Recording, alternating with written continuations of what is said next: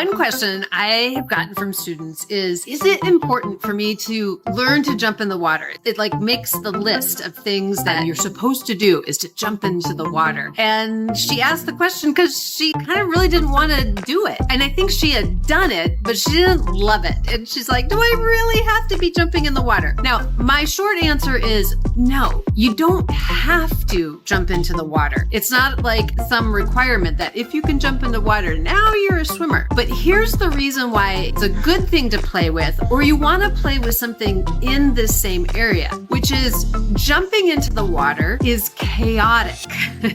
And lots of different things happen when you jump in the water. There's a lot of speed, there's bubbles, there's noise, you go down, you come up. There's lots of different pieces to it. You don't land in the water exactly the same every single time. That is the part that I think is very important to play with, is chaos as part of your swimming. Can I have things be weird and different and unexpected and kind of chaotic and recover from it and know where to get my air and calm myself down and have fun with it?